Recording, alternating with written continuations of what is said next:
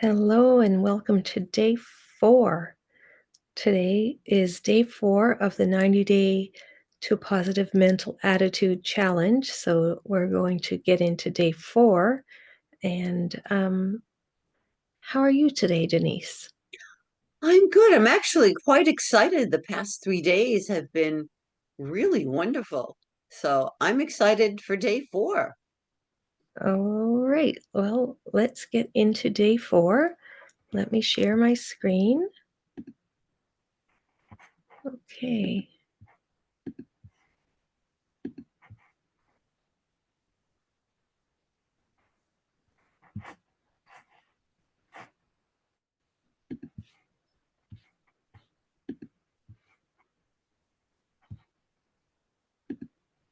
All right. Can you see my screen? I just have to get close. Okay. All right, so day 4 is fears mastered. So I'll begin and then we can rotate who's reading the page. Um, it was Asian philosopher Lao Tzu who coined the phrase, a journey of 1,000 leagues begins with a single step. And that bit of wisdom applies equally to the process of overcoming failure and the fear of failure. We do it step by step. The hardest part of any job is getting started, but almost nothing is as difficult as it appears when we tackle it with enthusiasm and determination. Every time we try and fail, we become stronger, more capable people who will likely succeed next time. Our strength grows as we struggle. Just as exercise strengthens muscles, overcoming obstacles teaches us to persist, to work harder and smarter to eventually succeed.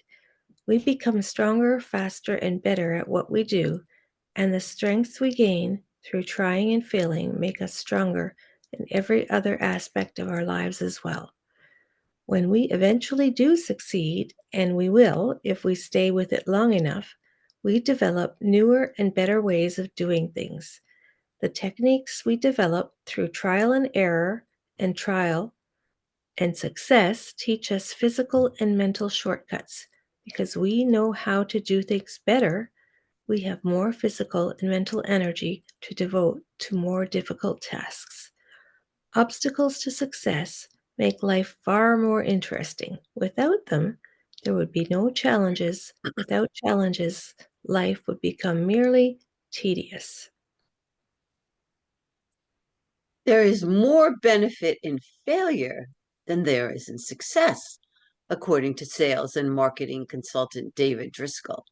He suggests in the April 1989 issue of Sales and Marketing Management magazine that after a failed attempt, don't ask yourself, what have I lost? Instead, ask, what have I gained? He points out that in sales, there are far more opportunities to fail than there is to succeed. And good salesmen know that they are going to be rejected most of the time. They simply count each rejection as a no, and that they've gotten out of the way, know that they've gotten out of the way as they move toward a yes. The more we fail, the more we succeed if we stay out there trying, Driscoll says. It's a game based on the law of average and percentages. However, we make it personal and upset the percentages. From this day forward, ask, why did I fail? Examine the answers carefully. Did you confirm any doubts and because more discouraged and want to try again? Or did you realistically seek solutions, not excuses? By depersonalizing rejection, we can overcome our fears and more objectively evaluate our failures and learn from them. Fear is often what keeps us from trying to succeed in the first place. Napoleon Hill said one of the best ways to overcome obstacles to success is to ask yourself bluntly, what am I afraid of? He observed that once he confronts our fears, we often find that they turn out to be nothing more than mere shadows. Here are some of man's most basic fears, and Hill suggests for overcoming them. Fear of sickness. The human body is endowed with an ingenious system for automatic self maintenance and repair. Why worry that it might get out of order? It's much better to marvel at how our bodies stay in proper working order in spite of the demands we place upon them.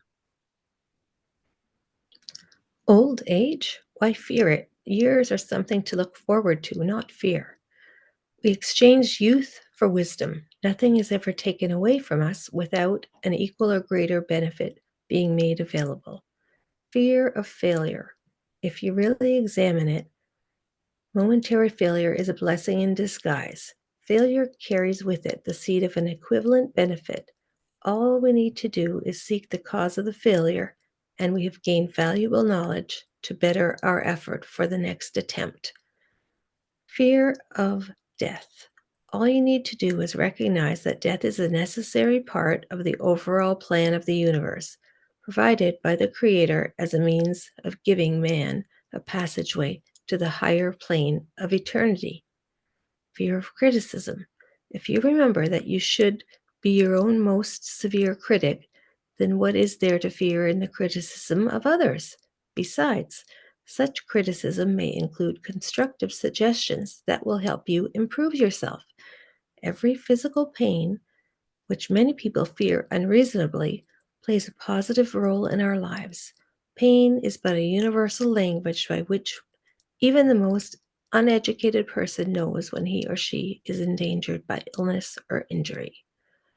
All these examples illustrate fear's results mostly from ignorance. After all, man feared lighting until Franklin, Edison, and a few other rare individuals proved that lightning is simply a form of energy that could be harnessed for the benefit of humanity. To master your fears and find success, all you must do is open your mind through faith to the guidance of divine intelligence. All right, let Uh, you want me take to it. tell you the action steps for the day? Yes, please. Yes. All right. Positive action steps. These are my favorite part of the readings. Talk to a trusted friend about your fears.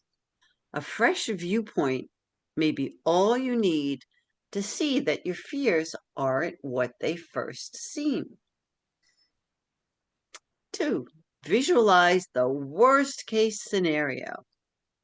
Often you'll find that you can live with the worst case and can even take comfort in the fact that the worst case almost never happens.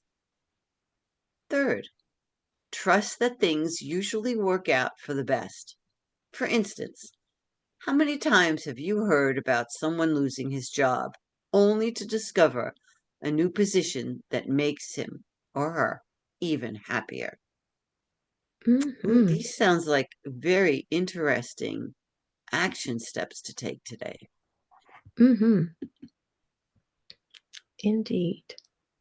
Okay, I'm going to stop sharing my screen. Thank And you.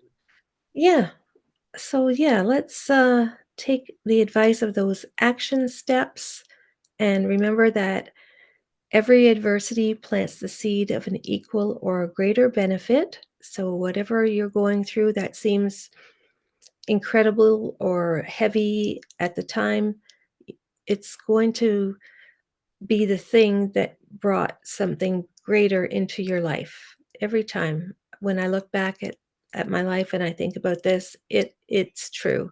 It always is.